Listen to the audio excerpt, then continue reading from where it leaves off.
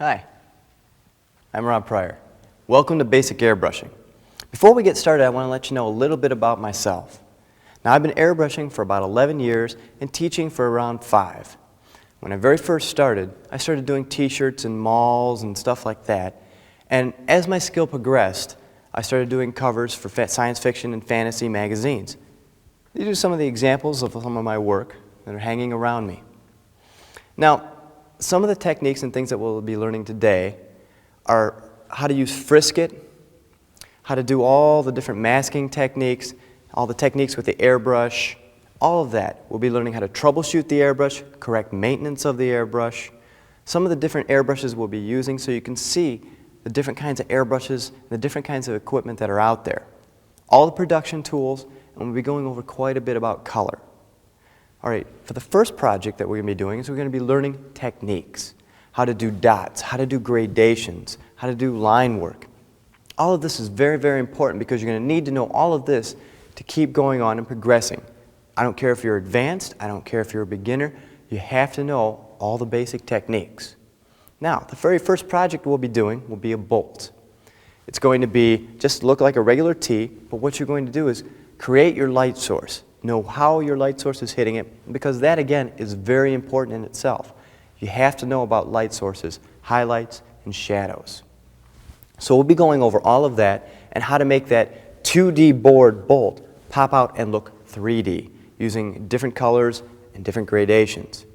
Next, we're going over the human eyeball. Okay? The basic human eyeball, we'll be doing how to make all the color and the iris pop right out, how to make all the eyelashes seem real, and all the skin around it, okay? And all the techniques that you'll learn in the very, very beginning of this video will come into play in both of these projects and probably all of the projects that you'll be doing. Remember, everything you do has got to come from inside of you. When you do something, you want to be able to actually feel like you reach out and touch it. Make it real. Make it come from in here, and you're not just doing techniques on a board. You're actually bringing it to life. Okay, now I hope my techniques, I hope you can use them, make them your own, and I hope it can make you a better airbrusher.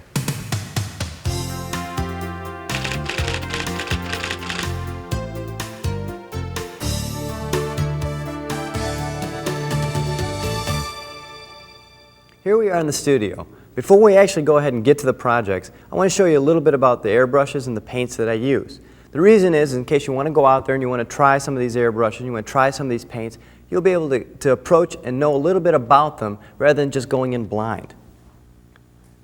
First, a little bit about how you're going to hold the airbrush. All right. What you do is you want to place it right there on that finger, put your thumb in, hold it like that, put your finger on the trigger, push down for air, pull back for paint. Okay? If you pull all the way back, you're going to obviously spray much more paint as if you don't. Let me explain now a little bit about the airbrushes themselves. Here we have the Vega 2000 by Thayer Chandler. Notice the cutaway right there. And also, if you pull that back, it's a lot easier to go ahead and clean that tip off. Okay? We have the Crescendo by Badger. And this is one of the new guys for them. Notice the different design as compared to some of their older brushes. And also, they've got right here, it's a little easier to take apart. Notice the trigger, it's got a nice easy pull to it. Next, we have the Aztec. It's definitely a different design. It's a plastic body. You still push down for air, back for paint. Then you can adjust your paint settings right back here, single or for double. Then you have the Iwata HPC. It's a gravity feed, which means you put the paint right in here at the top. It's got a slightly larger reservoir right in here, and it flows straight through the tip. For some of the bigger projects, we have the HP BE2 from Iwata. Okay? This is for much larger surfaces. And we've got some of the big boys, some of the big guns. Okay? This is the Iwata round tip, the RG2. And the Badger 400. Okay, hold it just like that. Okay, let's set those down. I'm going to go in a little bit about the paints. we'll be using, here we go, Medea transparent. Okay, this is for board work. Golden fluid acrylic, new guy on the market here for fluid acrylics. This goes great through the airbrush, and it's fantastic for board work. They've got some great colors. And Createx. Okay, this is for shirts and for board work. Now, it's time to go ahead and learn how to take apart the airbrush. This is very important because you've got to be able to troubleshoot the airbrush that you've chosen. Okay? If you can take it apart and put it back together and find out what's wrong with it, if it's not spraying right or something like that, then it's only to your advantage. If you don't, something goes wrong, then you're not going to be able to know what to do with it. Let's go for a quick summary here. This is the Vega 2000. Take off the back, slide off the end, pull the needle out, unscrew this piece which holds the rocker arm. Take the spring off, take out the rocker and the rocker arm, pull out the trigger, unscrew the front, take off the nib. On the top here, the head assembly comes apart also. So when you're cleaning off the needle, you can easily get to it right here. Okay, now this is very important to make sure that you remember how to put it back together. The head assembly first.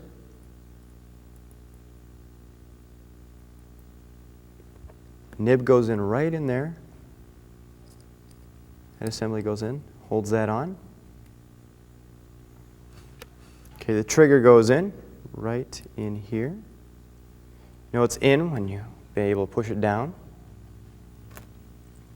The rocker arm and the rocker slides right in. Now, you'll notice that this piece right here has got to come up and in. It's very important. Spring, give you some of that action in there. This goes on to hold it all in. Screw that in all the way until it's tight. Okay, put your needle in. Slide it in forcefully, but don't jam it in there. You don't want to rip the end of your airbrush out. This will lock the needle into place. Your end piece. There you go. Okay, now let's get on some more airbrushing.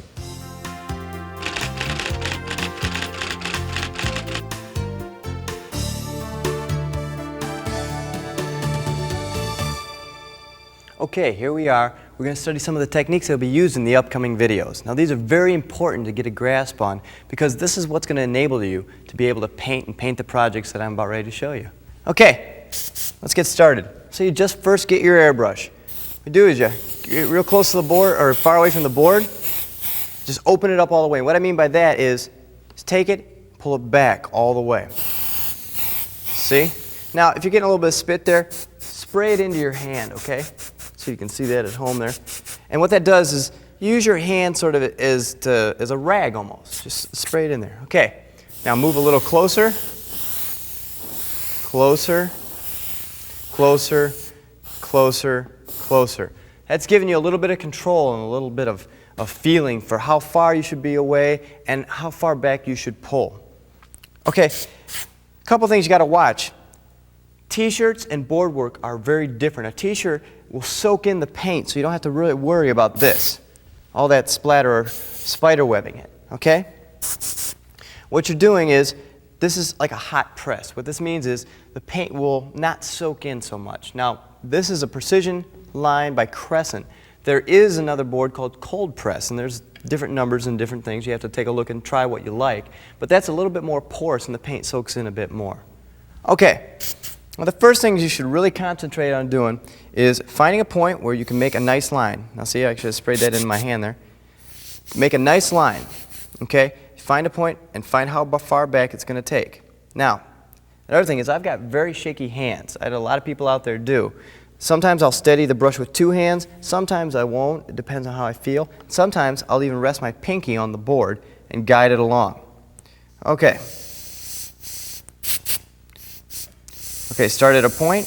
What you want to do is get a continuous line. Now I'm standing a little off to the side here, so it's a little harder for me to get that, but that's what I'm talking about, see? Nice continuous line. Let's say you have to catch into your line somewhere. Starting in. See, you don't want to do this. You don't want to come outside of your line. You don't want to go, you don't want to have it thicker. You want to try and catch right into that line, make a nice even line. Next is dots. There's two ways to do dots. Now remember, these are techniques that I'm showing you that are mine, or that I've used and I've seen over the years. Take them and make them your own. Try a couple different, try different ways so it makes it easier for you. Okay, dots. You can put dots where you start your paint and stop your paint. Or you just leave your air on and pull that brush out like that.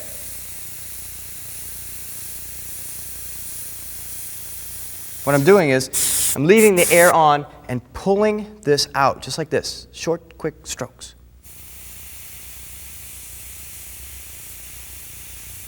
Okay, be careful of your spider webbing. Like I said, don't be afraid to make mistakes. Believe me, all professionals make mistakes, beginners make mistakes, we all make mistakes. That's not the point. It's just learning how to control your mistakes. Okay, another move like that is you can start and you can make lines as you're moving along. You can start and stop. Actually more like dots. Or you can leave your air on, make a nice stroke like that. See what I mean? Just leave the air on. And what I'm doing is, as I'm putting my paint down, I'm pulling this back, the air on, and pulling it back, pushing it forward, pulling it back, pushing it forward. And you can shorten those up however you want. Another quick little practice thing is you want to take a couple dots. Make your dots. Make your line connecting those dots. Okay. Now, we're doing a pull stroke. What I mean by pull stroke is as you're coming in, okay, your line, as you're coming out, you're not only pulling away from the board, but your finger is moving down, lessening the paint. Lessening the paint, see? Less right there. Lessening the paint right there. My finger's moving forward now. My finger's moving forward now. See what I'm saying? The finger's moving forward, you're stopping the paint. Now that can be used in circular. See, you can get a nice swing. You're using blades of grass. Sometimes I leave the air on. Sometimes you can do it like this, single strokes, shut your air off. Or leave your air on. Just like that. A sister to that is the dagger stroke. What you're doing is you're coming in a circular motion. Like this, you're coming into your board, and as you come in, you put the paint on, pull away, same thing as that, you pull away and you pull your finger back. Paint on, paint off. Okay, see what I'm saying right there? You come in, leaving the air on. Oops, try not to hit your board. Just like that. All right, I'm going to go into a little bit of gradation. Okay, this is not fast food. It's not just now, now, now. Make it slow. Build your first layer of paint on there, and then gradually build it up. And as you're coming back, you can either pull your hand away or lessen your paint, whatever you feel. Again, darken that up, pull back, pull back, pull back. A nice gradation from light to dark. Let's go ahead and put another color in there. Color transitions. Okay, make sure your paint's working, make sure everything's going fine. From what I said, spray into the side. Now, you don't want to get in there, you don't want to get real too close because you're going to get something like that, and that's going to be hard to gradate. Okay, again, that nice light color, that nice blend, see it? Okay, now, as you get into the color here more, you blend and pull back, and you blend and pull back, you blend and pull back, until the two colors blend into each other. Okay, let's start using a couple of different tools here. First thing we're going to do is talk about loose masking. Okay? What you want to do is take a piece of plastic. This is Durlar, made by Graphics. Cut it to the shape that you want it, using your X-Acto knife. Peel it apart. And I've already pre-cut a nose here, and we're going to go ahead and use that. Okay, what you want to do is you can lay it flat against there. Now let me try and get my body out of your way so you can see there at home. And you create a hard edge. Or you can hold it away It's not quite such a hard edge. And as you pull it back farther, it's a softer edge. Closer, closest, you get a hard edge. Okay? The next thing is frisket. It's a lot like contact paper. It's the thing, things that you put on your shelves. What you do, it's got a little waxy back here. See? What you do is you're going to pull it off. Go ahead and stick that right on there, just like that. Take your X-Acto knife. Go ahead and cut a shape out of it.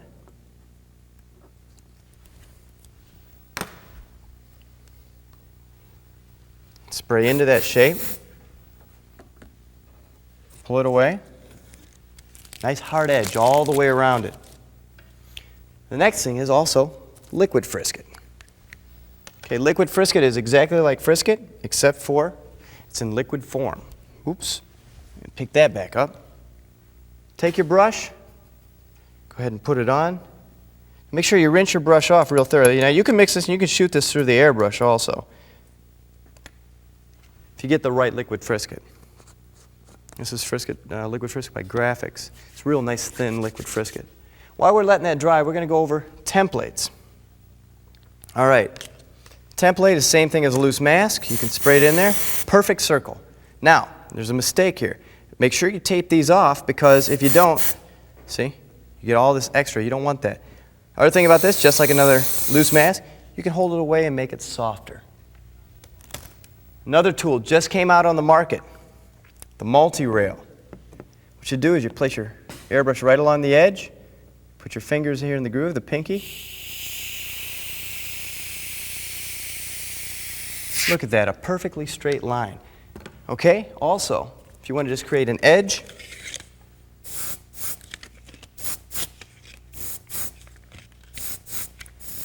you can create like a starburst just by using an edge of something.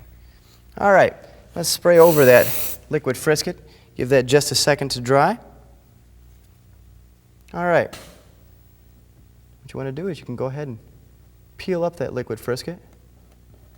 Oops, paint wasn't quite dry, I smudged it there, but notice the edge of that liquid frisket, the edge that it gives you. All right, another technique, scribbling. What I call it that is, I use this one quite a bit on a lot of things I do, is I just go in there, get to the side so you can see, I just start scribbling like that. Or if you want to do it maybe a little lighter or a little bit more spotty, all I'm doing is moving my airbrush around like this and getting that little scribbling in there. You'll see all these techniques later on in the videos. Okay, a couple things to cover real quick. You can use colored pencil right over top any airbrush work, especially on board work, or paintbrush. Okay, it's exactly like the airbrush in a lot of ways, except you get a harder line, but you pull away just like that. Okay, those are the techniques we'll be using. Let's get on to the next project.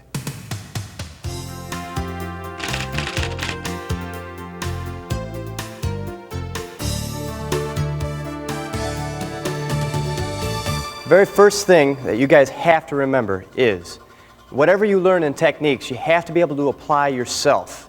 You're going to learn a dozen techniques in any of my videotapes and from anybody that you'd watch or read in magazines, but you have to be able to apply your own work, your own thing. That's what makes the art individual. That's what makes you an individual airbrusher or an artist.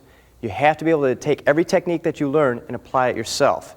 Now, I'll be telling you what I use and what equipment I use and the different things that are going to be around our studio set. I'll tell you what they are and what they're used for. But still, experiment. Try different things. Just make it your own piece. Now, everybody asks me, why do a bolt? Because that's what we're doing. We're doing a graphic bolt.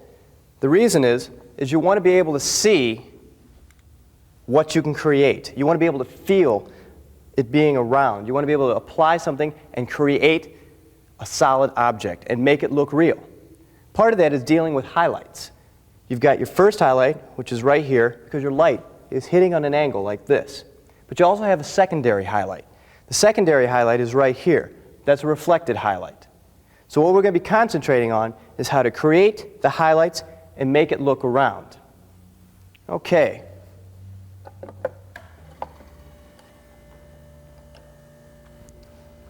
Now we're going over to frisket. Now I'm going to explain a little bit about all the different techniques and the different things.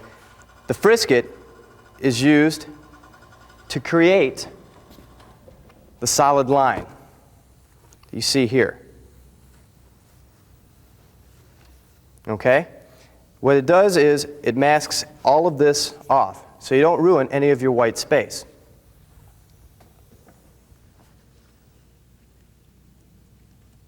Okay.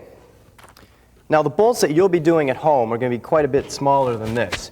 Actually, it's going to be 3 inches wide, 4 inches tall. This part of the bolt right here, this shaft, is 3 inches tall right here, and this is 3 inches wide, cut in half. Okay? So you don't have to do these large bolts and take up all this room. You just do it very small all the way across. Now when you're taking and using the frisket, you got to be careful not to make sure that when you pull it off, it doesn't stick to itself. So you pull it off in one smooth motion. Okay, when you're putting it on, you put it on less like you're laying down a bed sheet. Very smooth technique. Now don't worry if all of a sudden you get some bubbles and you get stuff like that. I mean, everybody does it, and you'll always get it, and practice does make perfect. So what you want to do is you want to try and smooth it out and get it to stick down. Now if you get a few bubbles, it doesn't really matter. Even I still get bubbles. Any of the airbrushes that are out there will still get some bubbles in it. If you do, don't worry about it. Just try and get them out as best as you possibly can, and just keep trying. Now the next thing you want to do is make sure that these 3 pieces of the bolt, here, here, and here, are all cut out separately. So you get your X-Acto knife, straight edge, and you go ahead and cut them out.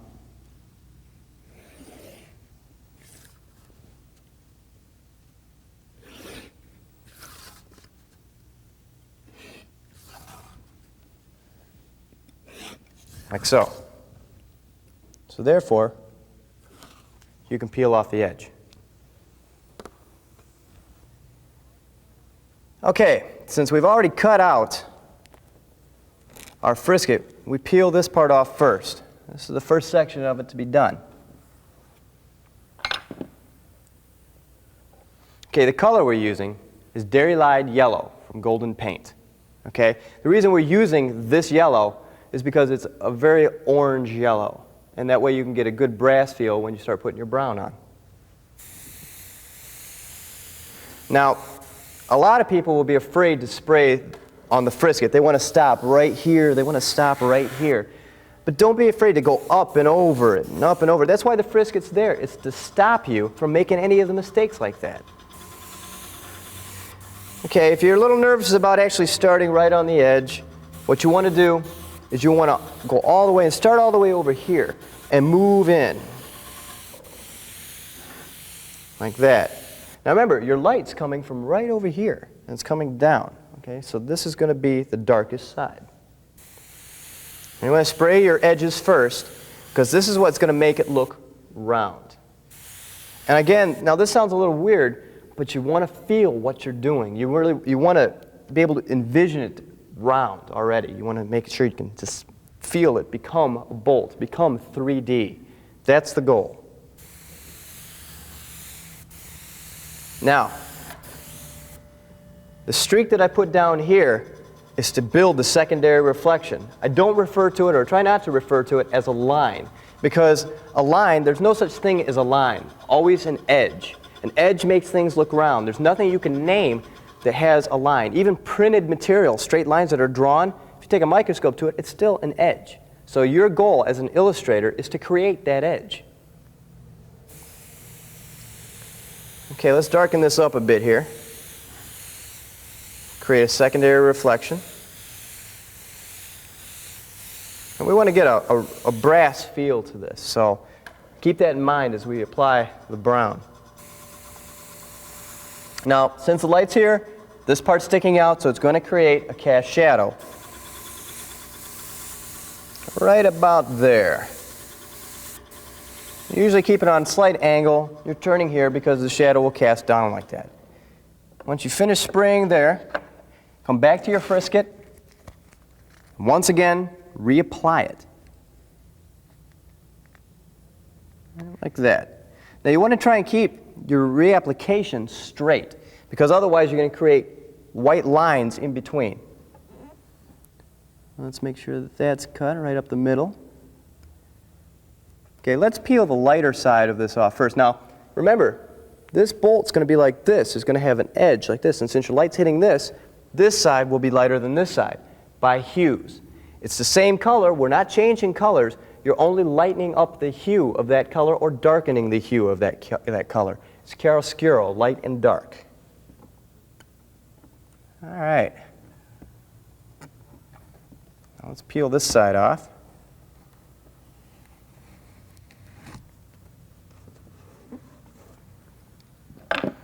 Now what we're doing, remember some of the techniques that we used earlier, okay? You're applying some of those techniques right now. We're doing a sideways gradation up. Because the light's up here, remember that. Your light's always coming from the same angle. Okay, once again, reapply the frisket. Now, you'll notice the way that I'm holding the airbrush. There's a couple different ways. Okay, for the hose right over here, you can either keep the hose away. If you feel better with two hands, you can use two hands. That's up to you as an individual airbrusher. And sometimes that style changes between what you're doing. Depends on the project sometimes. Okay, let's get this piece off of there. Now remember, like I said, this side is a darker hue all the way down.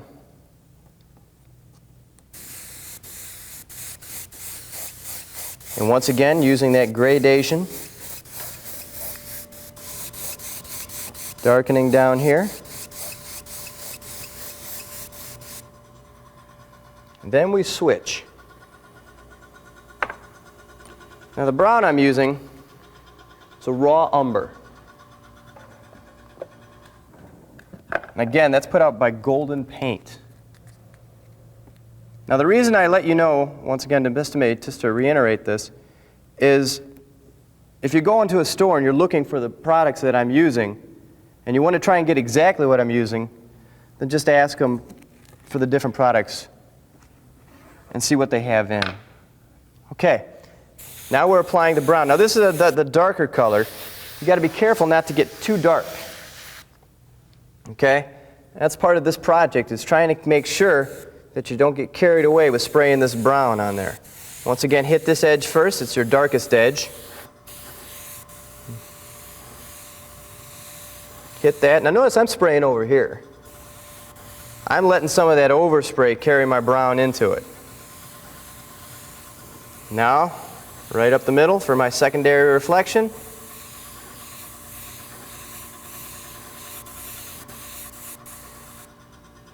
Cast shadow.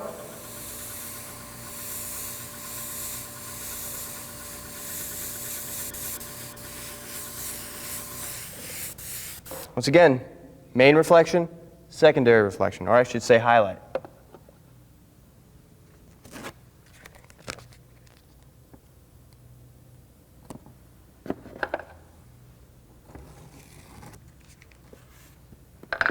Now here's the hard part, because you got to make sure that this stays lighter than this.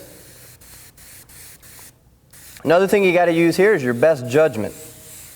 You're covering up some of the colors on your frisket, so this is going to help you to be able to judge without necessarily seeing what you've already done.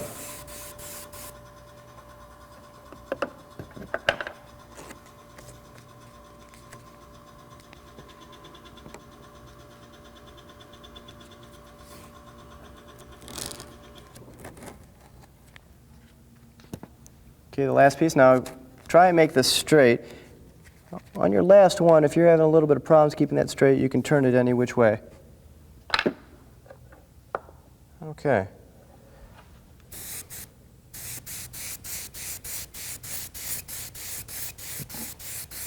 This is your darker side.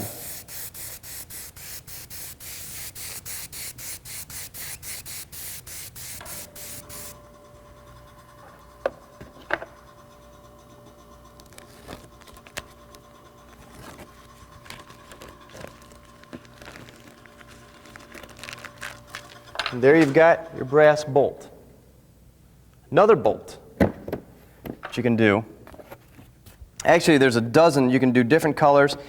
And you should be doing different colors of bolts. You should keep trying to do the bolts. Do them in different colors. Get used to doing it, because what you're doing is you're applying all these basic techniques, and then you're learning from doing those basic techniques. You can never do enough. I don't care. I've been airbrushing for 11 years. The more you do, the better it's going to be, even if it's the simplest project. Okay, now what we're going to do is get a little bit of carbon black in there. We've already painted the black bolt. Now, you notice, now I've been holding my hose like this. Sometimes I hold it to keep it out of the way. This time I'm going to kink it, just like that. Okay, so no air is coming out. Not yet. Spray into a rag, right down here, and just let just enough come through. Now remember, your frisket will make sure that it doesn't get anywhere else. You're going to do a splatter technique. You're going to start to learn how to give texture to what you're doing. What you do is you kink it up until a little bit of air comes through. You click your trigger back like this. What you're doing is you're getting some spit on there. Now you can do it a lot of different ways. You can do it with toothbrush, paintbrush, something like that. But you want to do it with the airbrush. You want to be able to do it many different ways. Okay. What you want to do now is grab your X-Acto knife, go to the opposite side. Again, your light's coming from here. The opposite side of any one of these. Just start carving it away in half moon shapes. What you're doing is, if you have a pit, a hole, and your light's coming from one way, you always rim light it on the other side to create depth. This is one that was previously done. You can see some of the pits and see some of the textures right here. Okay, that's the goal, is to create some of that texture. Now, let's move on and let's do the eyeball.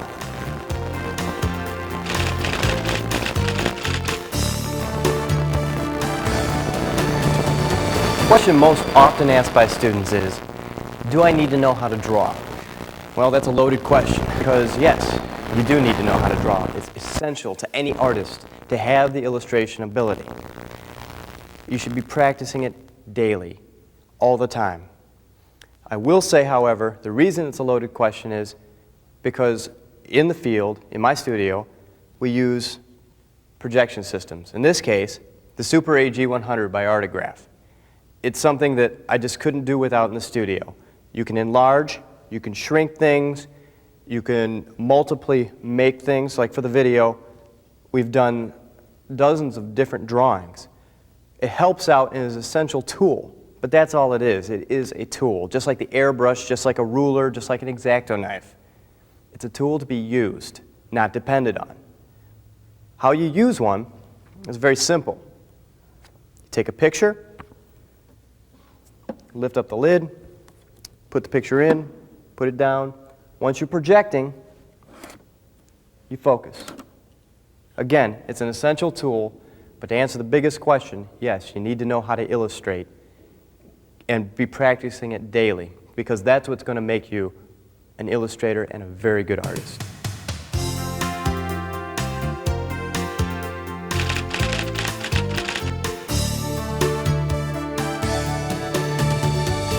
Okay, now it's time to get to the main illustration of this video. We're doing in the eyeball. Okay, this is eyeball blown up on the Artograph. And now it's time to start. You notice I've already laid my frisket on, and I've cut out the iris right there.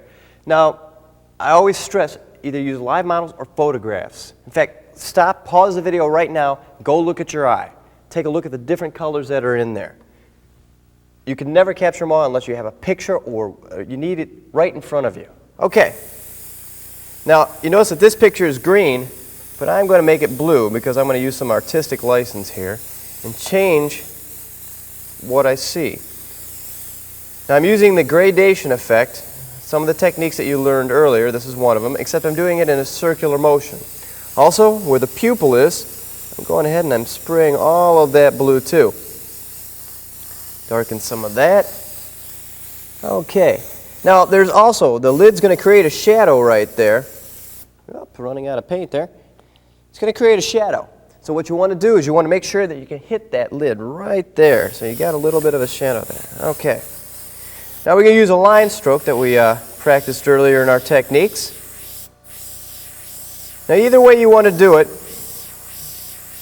you can either keep the air on or you can stop and start and stop and start. That's up to you. Again, use a little bit of your own technique in this while still learning some of the and practicing some of the techniques we used earlier. What I'm doing now is I'm creating the texture part of the iris. If you go take a look in the mirror, once again you'll notice that you have all kinds of texture and line work all in your eye. That's what we're trying to capture here on a basic eye in this video.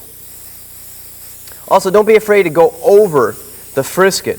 Okay, you don't want to just stop right there. Use that frisket to your advantage. Okay, we're going to go ahead and rinse this out here. Now I'm using the Iwata HPC gravity feed. Now I like gravity feed airbrushes when I'm working on my board illustration. You've got all your weight centered down in the front. Okay, we're going ahead. We're going to add a darker blue right around the edge. We want to pop that blue out there. We want this to be a very bright eye. We want to add a little darker blue right around the top. Again, the shadow from the lid. Add maybe a few more lines in there. Get some texture rolling in the eye a bit. Okay, spray on your board up on the side. Make sure that it's still spraying correctly. Okay, once again, now you don't always have to clean every color thoroughly out of here. It depends. Most time, like when I use black or something like that, a color that's not going to mix well with another color. Now I just used 2 blues in a row, so I didn't really clean it very thoroughly. Okay, now I'm going to black. Now, I do not suggest using black very often in an illustration, but in this case, we're doing the pupil. I've got a template all taped off. Pop that on there just like this. This way you're creating the perfect circle. Voila, instant pupil. All right. Now notice I'm going ahead and I'm shading again very little bit right here. Maybe a little bit around the eye just to get it looking a little more realistic there. Okay, now I'm going to rinse out the black. Now I'll be putting my highlights in, but I'm going to wait till pretty much till the end to get those in there. Okay.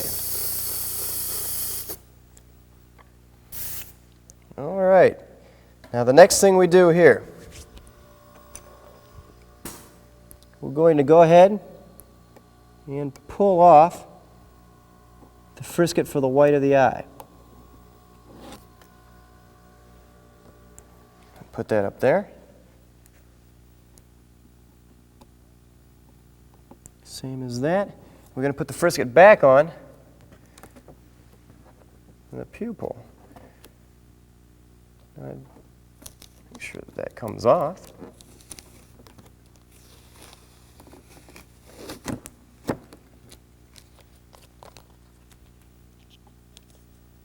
Okay, it's important to make sure that that stays on there as straight as you can get it.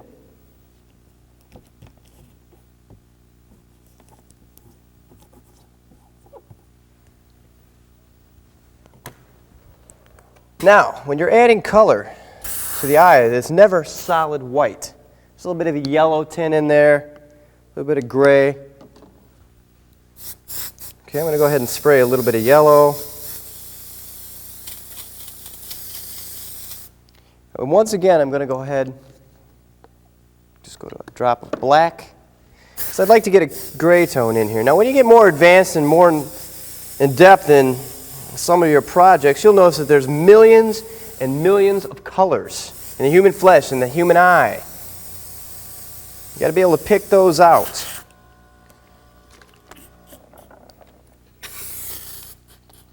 Okay.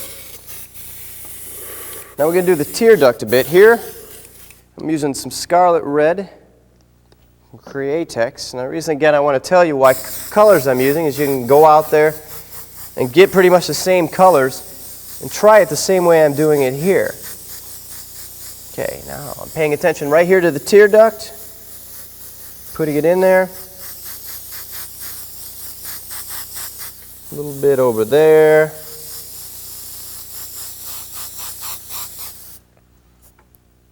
Okay. One more color before we go ahead and frisket this up and start adding some of the flesh, the outside.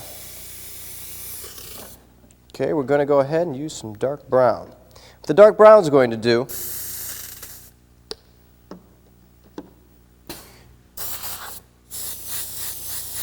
go ahead and make a nice edge to your eye, right all around there. Go ahead and get in there, model it a little bit, shade it. Remember some of these techniques from earlier. You know, here's where we start using them.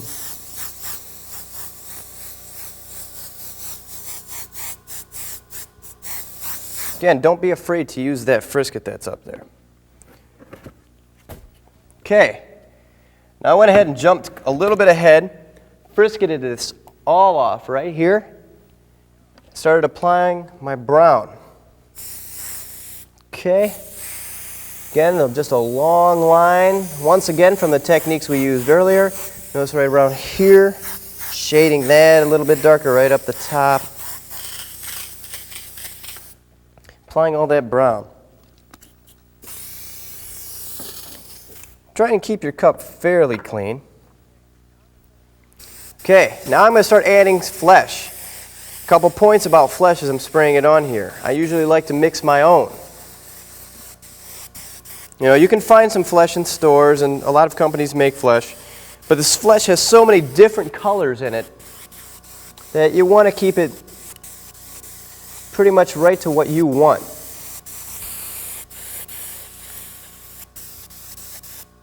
Okay.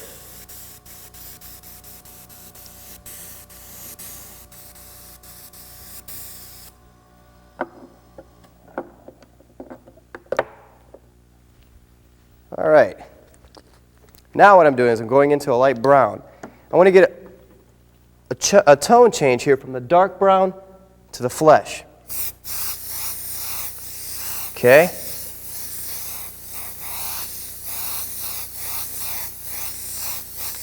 Notice that it makes for a very smooth change from the colors rather than going from one stark color to the next.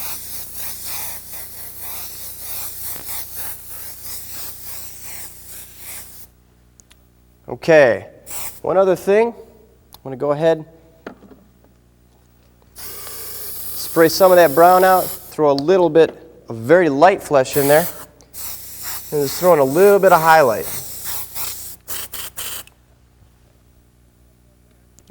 Okay, so what I've done there is this. Now this I've pulled the frisket off. I'll talk very, very quickly about mixed media. Mixed media is being able to use a paintbrush, pencil, whatever else it takes besides the airbrush to create the effect you want. Now we went ahead and we added the brown and we've added this. Now we're going to use that stroke. Remember, eyelashes are not straight up and down. They've got a nice curve to them. Just right in there, just like that. And as it comes up, you want to come up. It comes right into the eye, right on there. Now, let's just say you want to go ahead and create a little bit of an eyelash with a paintbrush. It's the same thing. Circles down, comes up, just like that.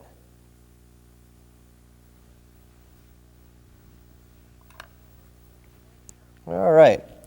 Now, getting right past that and right into the final part of it. You'll notice here, I went ahead and I used the airbrush to spray all of the eyelashes up. I went and added red right down here, right here along the edge, using some white. Get some real nice highlights in there. That way it makes it a very realistic looking eye. Well, there you go. There's the eyeball. Try the techniques that we've all learned, we've all used so far throughout the whole video. Keep practicing, and good airbrushing. Okay, now we've come to the end of the video of basic techniques. Take all the techniques that you've learned, my techniques, and make them your own.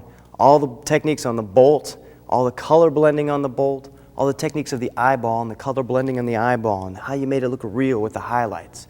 Take those. Use photos. Take a look at the photos very closely. Take a look at all the colors in the color spectrum. They're all at your command. Everything that you have is at your command. The airbrush, remember how we held it? Remember all the different techniques? Watch the videos over and over until you've got these memorized. Think of all the products that we've got that are out there for you to try and make yourself a better artist. Okay, the canvas is blank. Fill it with your imagination. And now I'd like to take some time to thank some of my sponsors, show some of the product that's on the market, some of the product in this video. Okay, first Createx, a brilliant line of colors, great pearlescent colors, great opaque colors. It's good for board work, it's good for t-shirt work. It's an important part of my home studio. And also, keep an eye out for the pure pigment colors. Thayer Chandler just came out with the new Vega 2000, a revolutionary design in airbrushing because of the cutaway handle and easy access to the needle. Fantastic airbrush and a great design from a great company.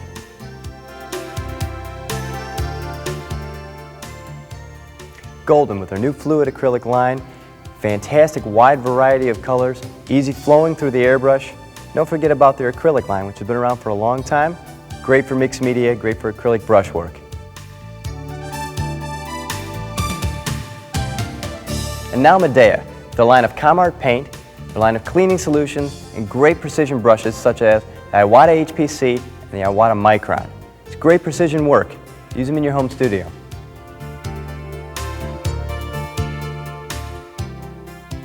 When I want to make a nice hard edge on my board work or anything that I'm working on, I turn to graphics, Frisket, Liquid Frisket, and clear Mylar-based Duralar.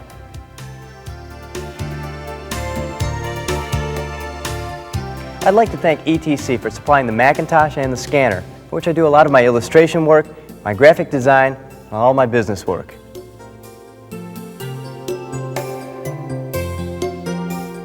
Eberhard Faber, with their fine design markers, color pencils, and watercolor pencils, which is fantastic for board work.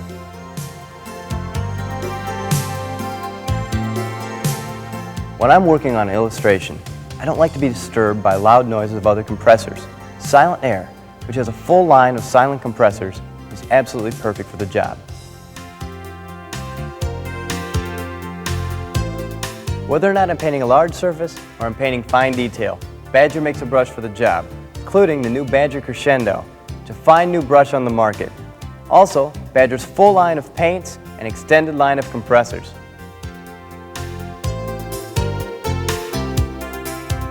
When using a projection system, I use the Super AG100 and stand from Artograph, and also their clean air ventilation system in my studio.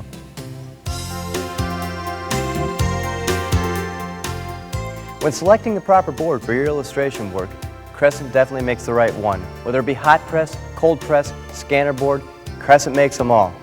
Turn to Crescent.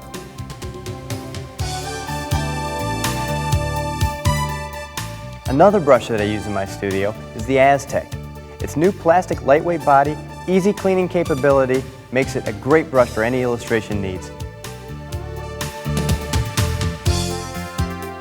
When practicing your mixed media techniques, it's important to have a wide variety of color. Barrel offers this with their color pencils and their markers. A unique aspect of airbrushing is sign painting and automotive detailing. When I'm doing any of this, I turn to One Shot by Consumer Paint Factory. With their great variety of colors, you can't go wrong.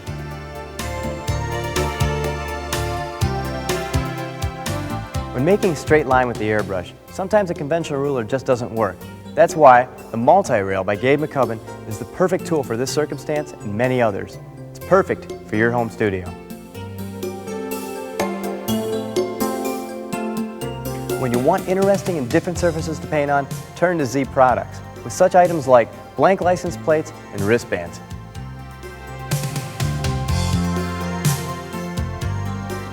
You know how important Frisk is for an airbrusher. You can't get by without it on any kind of board work. Frisk makes a full line of Frisket, all available for you.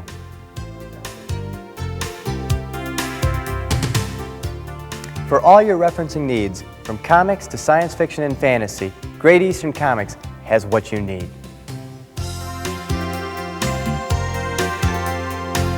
When you're working on an art project and you run out of some sort of art material, and you can't find it at any of your local art stores, turn to Dixie Art Supply. With their full catalog and supply list, you're sure to find what you need. I'd like to offer my thanks and support to the American Airbrush Association. For any information about the association or their newsletter, please contact.